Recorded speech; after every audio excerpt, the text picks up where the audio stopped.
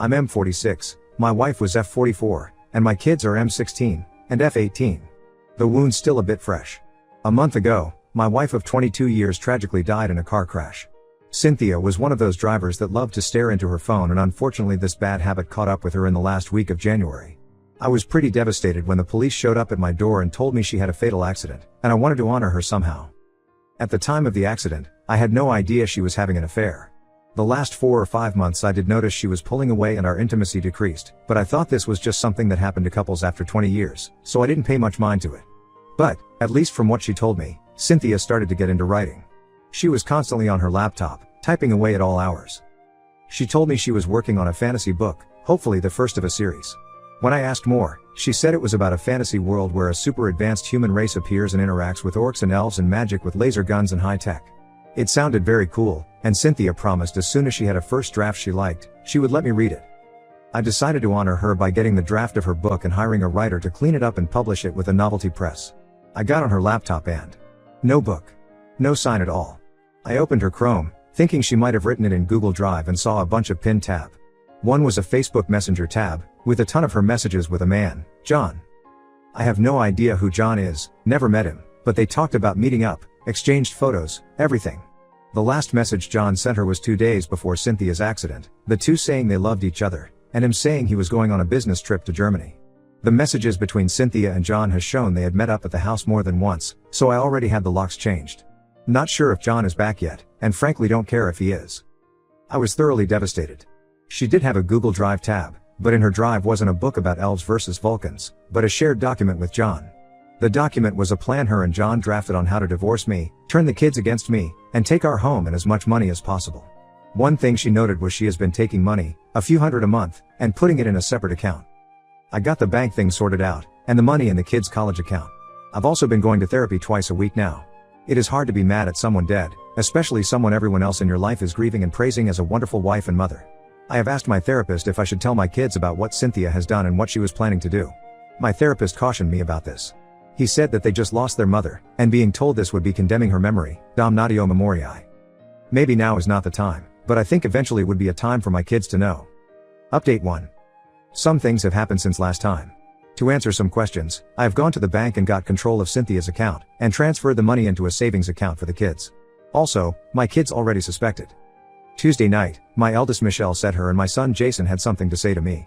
They sat me down in the living room and Michelle said, "We think mom was cheating on you." They both said they weren't sure, but it was eating them up seeing me in extreme grief the past month, and they thought I should hear what they suspect. They brought up how Cynthia was always away, and when she was at home, she would say strange observations about me. Stuff like, "Isn't it weird your dad's working late this week?" This is one of those seeds Cynthia mentioned in her document that she wanted to plant in the kids. Michelle said her suspicions went high the week before the accident, when she got home from school and saw a strange jacket on the coat hook by the front door. It wasn't any jacket Jason or I had, so she was very suspicious about it. I told both my kids that I didn't tell them, but I found evidence on their mom's computer, when I was looking for the book she said she was writing. Michelle wanted to see the evidence, but Jason said he doesn't want to think or talk about mom for a while. I shared the info with Michelle, after she insisted she already suspected her mom and was ready for it. It feels good to now have someone close that can talk to me about this beyond my therapist. Yesterday afternoon, I was home alone when I heard someone jiggling the back door's knob. I went to the door and saw a man I never saw before trying to use a key on the lock. I told him to step back from the door and he almost jumped. I opened the door a crack and asked him who he was and what he was doing in my backyard. It was John, Cynthia's affair partner. He told me that he worked with my wife, and he just got back from a trip and saw Cynthia died on social media, and him and Cynthia were starting a business. They had a business bank account with his investment money in the business, and he was wondering if I could help him get the business funds transferred over. I looked him straight in the eye and said I was at the bank and Cynthia didn't have an extra business account, and I had no idea what he was talking about. John also said that he wanted to check my wife's things for any sensitive business documents. I said he was a stranger and wasn't welcome in my home, especially since he tried to enter without permission. John looked defeated but did suggest he would consult with a lawyer about his sensitive business documents and business fund. I, 22F, am a working class woman who was raised by a single mother in a council flat.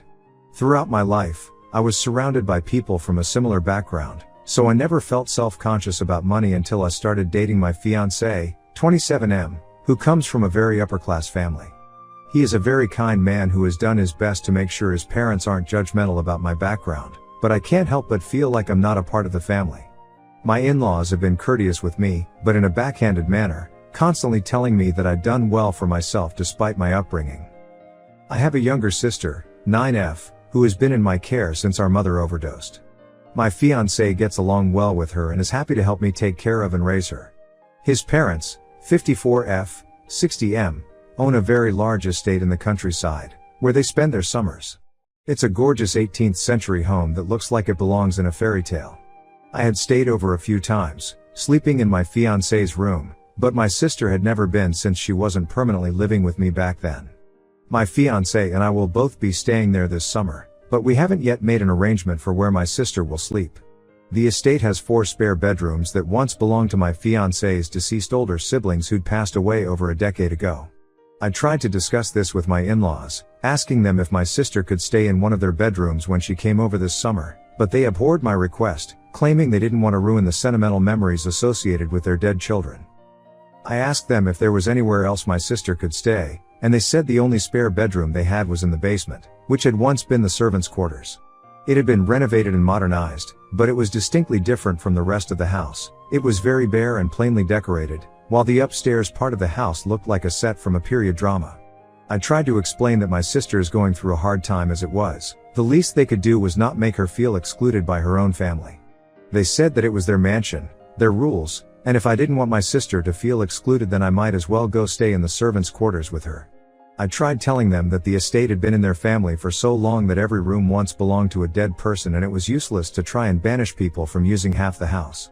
Our discussion quickly turned into an argument, where they said I should be grateful they're allowing my sister to stay at all, and I ended up calling them stuck up and privileged.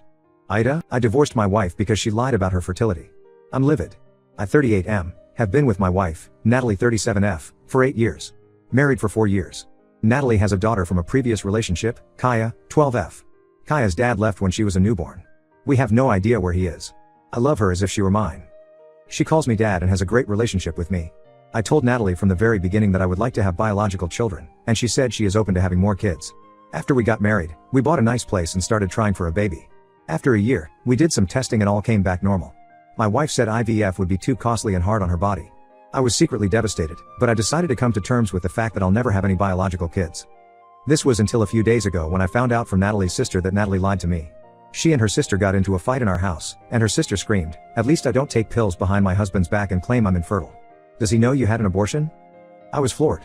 My wife kicked her sister out and started crying, saying she really didn't want another kid and didn't want to lose me. I can't believe she lied to me instead of talking to me. I just left. I have been staying at my parents' house since then. Natalie begs me to come back, and she says we can try for a baby. Kaya even messaged me to come back. My parents think I should just move on and give her another chance. She made a mistake, and she apologized. Ida for wanting a divorce for this lie? Edit. I live in Canada. I'm pro-choice. I do believe women have to control their bodies. Don't lecture me about her rights.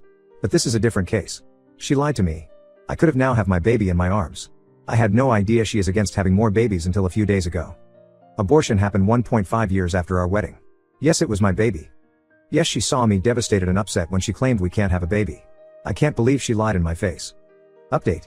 Thank you for all your kind comments and private messages. I did receive a few unkind ones accusing me of trying to control her body or making her feel unsafe, which is why she secretly went through with it. Natalie came over to my parents' house last night after dinner. She dropped off Kaya at her friend's because she said she needed to talk to me.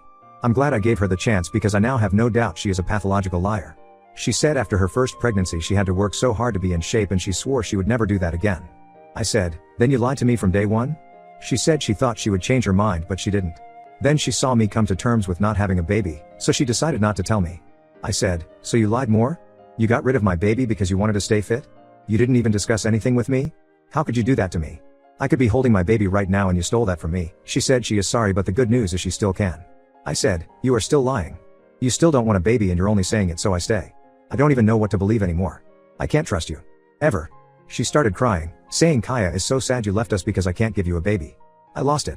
You lied to her too? Is this why she thinks I left? I told her it's over and get out of my parents' house. She cried and cried.